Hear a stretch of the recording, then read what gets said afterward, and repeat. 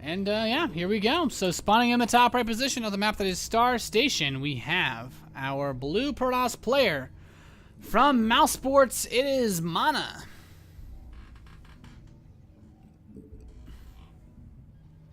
Of course, this Polish Protoss has been known in the scene, at least on his team Mouz Sports, for quite a while. So if you don't know him, you definitely should. And spawning in his bottom left position, as is his challenger. Well, I guess, I don't even know if I say challenger. He's kind of the guy he's challenging.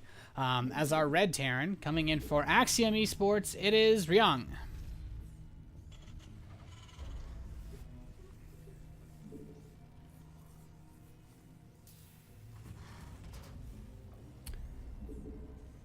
And TvP on this map is kind of interesting. MaNa's not really the guy to go for any kind of cheesy play.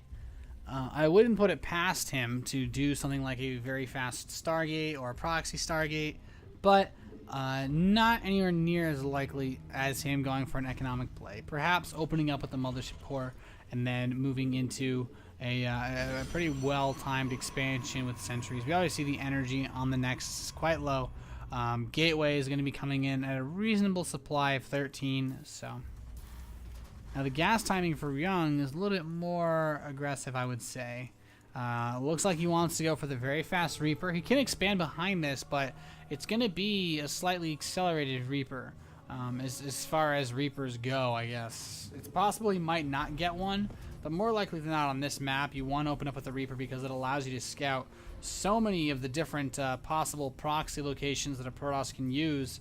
And when it comes to scouting in Terran versus Protoss, if you don't, you're pretty much dead if they do anything like a Blink all-in, a Mortal all-in, a 6-gate all-in. You cannot just blindly hold those attacks. So MaNa's coming in here with this probe, trying to put a bit of harass on. He's actually attacking the reactor on this barracks. You know, at some point, if that gets sniped by like a Zealot drop or something before that finishes, it's gonna be sick, but sadly that's not really possible.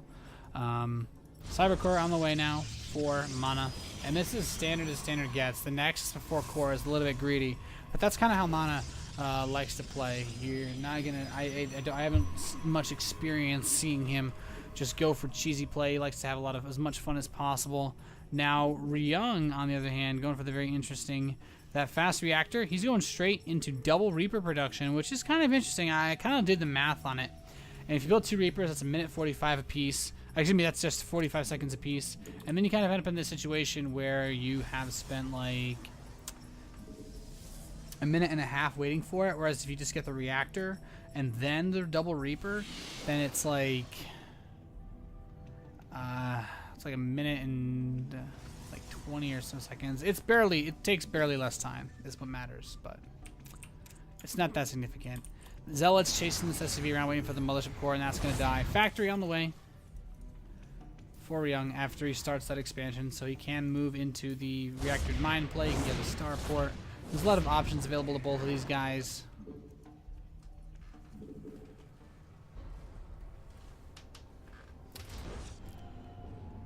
I actually saw those Reapers trying to do some damage, trying to find an opening somewhere they could really just try to dive in and deal some serious pain here to these forces. Now moving in towards the natural expansion, trying to pick off a few of these probes. And he's actually able to manage to grab, almost gets another one. Unfortunately forced to retreat for now. Currently he's killed 2 probes, so not bad play from Ryung. He's going to get a bunker, which I think is almost equally important to anything else that he could do at this stage of the game, just to keep himself safe as he does look to secure this base. But now we have Marine production continuing, starports on the way, and a Widow Mine for Ryung. This could be a very fast Widow Mine drop style. There's a lot of options as to what you can do with Widow Mines. You can use them defensively, you can use them aggressively, you can use them to scout, map vision, as like burrowed banelings type deal things.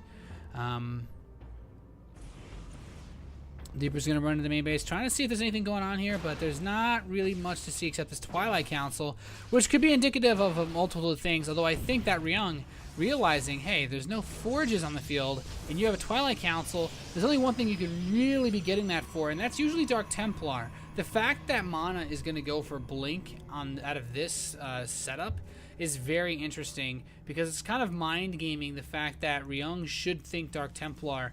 Upon seeing that, most players aren't going to go for a 2-base big gateway play with just blink and no upgrades, but that looks to be exactly what we're seeing here. We have 4 gateways on 2 bases. He doesn't add too many more gates, and it's not as big of a deal, but Ryung, he's got his medevac ready. We could see some of these big drop plays happen. A bunch of Marines with a few Widow Mines are over towards the south tower. He could be looking to push up north, get a little bit more aggressive. And Ryung's actually partitioning off 3 Marines. The rest he's going to keep to be able to load up. I like that play. Just kind of he knew that how much he had as far as loading up that medevac went. So splitting off those Marines earlier to try to scout or act as harassment was actually really nice. But a lot more gateways being added from MaNa, and this is going to be very interesting. He's up to 6 gates now, 2 bases. This Blink Stalker setup is going to be quite powerful, I think. He's got 4 Stalkers actually already set up on the left side of the map, moving up to 5. And this isn't necessarily like this is as super all-in as it could be, but it's going to be very hard to deal with this as the mine comes in. Oh, these probes are open season. Gets a decent hit off on them. 5 probe kills, not bad. The Marines are going to get dropped now on that ramp going to the natural. And the probes trying to take out the Marines with their little laser beams. One of them does fall, but a lot of probes are dying. And, well, MaNa's getting ready to blink his Stalkers into the main base of Ryung and try to find an opening in his defenses. And, well, now he's there, but there's a bunker already on the way for Ryung. He does not actually even have stim started yet, but the SCVs and the Marines are going to be enough to keep away MaNa. And Ryung, he's done a ton of damage. He's got these 2 Widow Mines locking down this main mineral line. There's no detection available at all. The SCVs are repairing the bunker, and Ryung, he's sitting on top. He's got Marauders out, and with double Marauder production going, I don't see any way that MaNa is going to be able to break this when he's only mining off of 1 base. This is a very difficult position to be in for our Mouse Protoss player. He's going to try to at least bait the Widow Mine shot and then blink away from it. Nice control there. But at this point, it's going to be so hard. The medevac's going to boost back home. Time warps to keep the bio from running in to defend. And, well, MaNa is going to be forced back. And he still is not mining out of his main base at all. Any probes that come out, actually, I wonder if they can get hit straight away by that Widow Mine. He's going to try to move one down. Stalker just blink up as a response. Ryung's not going to be able to do too much, and actually trying to move that Widow Mine just makes him lose it. He needs to at least keep that one by the mineral line so that MaNa doesn't try to mine there anymore. But that Mollusk Core's there. It can time morph. It can actually now recall. It has enough energy, so he could try to just jump in there and go all the way with it. Oh my god, those probes are so close. But that Widow Mine is on cooldown. Takes out a supply depot. The bio doing its best to shove away. Stim is actually now finally going for Ryung, but it's going to take quite a while to finish. He's about 100 seconds off. And I mean, let's look at some numbers. How many workers has he killed so far this game? 13 killed for Ryung, and there actually gets a nice, only 1 more there, though. And, well, these bunkers are in position. MaNa hasn't been able to do too much, but he is hanging in there as best as he can. His worker count kind of being kept thin by the setup here. He does not have, finally, an observer, so he will be able to pick that mine off, get it out of his base. Kind of like a bad scab, really. But Ryung, I mean, he's got the medevacs coming out with this force, and Stim's going to be done soon. And this is where the Protoss gateway ball starts to crumble. And 1-1 double forge is, I think, a pretty greedy way to follow up out of this. But, ooh, one medevac could get picked off for free. And MaNa, I mean, he's doing everything right as far as follow-ups to this go. He's not, he's doing his best so that he won't actually just lose straight up once Stim completes. And I think the fact that Stim was done so late is actually really going to help. Well, I don't want to say it is. It has been really helping MaNa, and maybe the only reason MaNa is still in this game was how late that Stim is. Just because you can't really push out versus that you can't push out versus the Blink Stalkers, otherwise they'll kite you all day. They'll just blink away any time that you try to do damage. And, well, now that Stim is done for Ryung, this is where things can get tricky. He has concussive shell. He can chase these down. He's actually going to Stim forward. The Stalkers will be able to blink by the time the Marines and Marauders reach them. He just needs to make sure that his medevacs stay close to the bios so that he doesn't over-Stim them. Now, Robotics Bay is about to complete. We do have an Immortal. We have 2 Immortals, actually. And a 3rd Immortal is going to be made for MaNa. Now, the Immortals, of course, are to deal with the number of Marauders that are being built, to deal with the Stalkers that were being built to kill Ryung.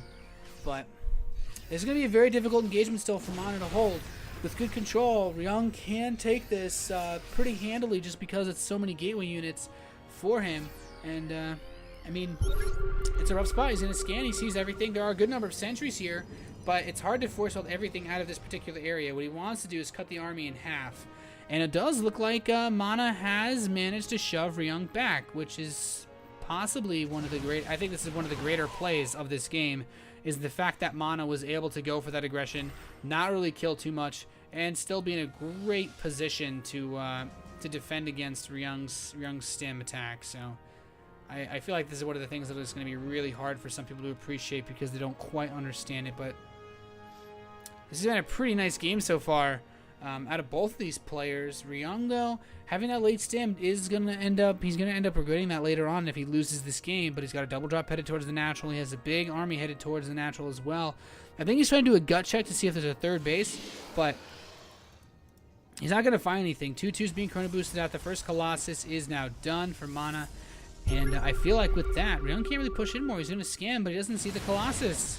Very, very big deal here. So it's going to be hard for him to actually get in there. Now he's moving in, he's stimming. He's trying to bait out maybe the photon overcharge, trying to bait out some force fields, but nothing just yet. Or at least bait out the army into going for some kind of really, really big counterattack towards Ryung's base so that the drop can make itself useful. But I mean, we're at 16 minutes and there's no third base yet. He threw a couple units here, tried to delay the third of Ryung. Ryung is now just moving out his third orbital command. So this game has been very interesting as far as the setups for the players go in terms of getting things that they want. Oh, this probe is going to get away to build a...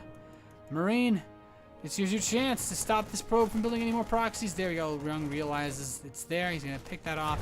No more proxies on the left side of the map are available for MaNa. He has a single observer. That's all his vision outside of his main, aside from littering some pylons in the very, very bottom right to spot for drops. But now the third base blocking Marine is dead, and MaNa's going to start his third base at 17 minutes. And I think this is going to give Ryung a huge edge. He should be able to max out very soon if he can just build a couple more supply depots. But yeah, getting that +1 vehicle and ship plating. 2-2 is going to be done soon. And keep in mind, MaNa's 2-2 is done. This is not a bad time for him to attack, considering the economic deficit that he's at. But it's not going to be easy for MaNa to actually make this attack work because he doesn't have the multiple forms of AoE. He doesn't actually have any ghosts. Excuse me, any Vikings really. Oh, excuse me, any storm. I'm trying to thinking about the counters. I'm already thinking about the counters to these setups here. But the Stalkers blink forward, pick off one of the ghosts, and there are a good number of EMPs available for Ryung, but they're going to need to be so perfect and actually stop the force fields in order to do this. And here, Ryung pulls his SCVs. He's just going for it. He's got a pretty crazy concave, but some great force fields from MaNa are really splitting this bio up. There's no Vikings. The Colossi, 3 of them with those Immortals are doing so much work, but Ryung, he is holding steady in supply. He is still ahead. He actually drops that natural expansion. He's going to be able to focus down that Nexus, taking out a lot of probes in the meantime, unpowering the forges, so the 3-3 is going to be delayed. If he can kill those forges, that would be huge. Zealots do get warped in to try to deal with this, but he's having such a rough time. The 2-2 being done for Ryung is just helping way too much. And MaNa goes for the big attack. He does kill a lot of what Ryung has, but Ryung is still in this game. He is still fighting so hard. He's one tough bastard to kill. He does not go down easy by any means. And the problem with this is that MaNa, now having to go back to defend himself, is going to be completely naked and vulnerable. And that's important with these drops. But most importantly, it means that Ryung can get Vikings out. And once Ryung gets a handful of them, you know, we saw how close that battle was, and Ryung barely coming out on top with a couple of Vikings sprinkled in. That fight easily goes straight to the Terran player. So now he scans. He's looking forward to seeing where his openings are going to be. The Colossi start to spread out. He's trying to get a good pre-arc set up, MaNa that is. But if Ryung just spreads out himself, he could probably just move into this. There's not really enough force fields. And with a few EMPs, these units are just going to be missing so much health. And won't even be funny. There goes the EMP on the army for MaNa, spreading out that bio, doing everything possible that he can. He's got some Hellbats even in here too. Not quite so strong since there's not many Zealots, but the Colossi are doing what they can. There's not that much though. This is the problem. Probes are being pulled as well. All the Colossi are dead. Another one pops out, but immediately gets killed by the Marauders. The Stalkers are going to fall. And Ryung Man, he is looking like he could all kill today. He is just completely chewing through these units of our Mouse Sports Protoss player. The natural expansion was ravaged long ago. GG, and Ryung is going to take his 3rd game in a row here in the Acer TeamStory Cup for their match against Mouz. Axiom kicking some serious ass here. Great play by Ryung. I don't have too much else to say. He got aggressive at the right time, and man, he delayed that 3rd base for so long, for decades and decades and decades. But we'll get into the next game as soon as we can, guys. You're watching the Acer TeamStory Cup powered by Intel. I'm your English caster for today, Nathanias. Hopefully you guys have been enjoying the stream. If you have been, please follow on me on Twitch TV, and please follow me on Twitter at @RootNathanias, as well as youtube.com/DarkNathanias, and I don't know, wherever else you can find the Nathanias. So we'll bring you the next game when we can, and stay tuned.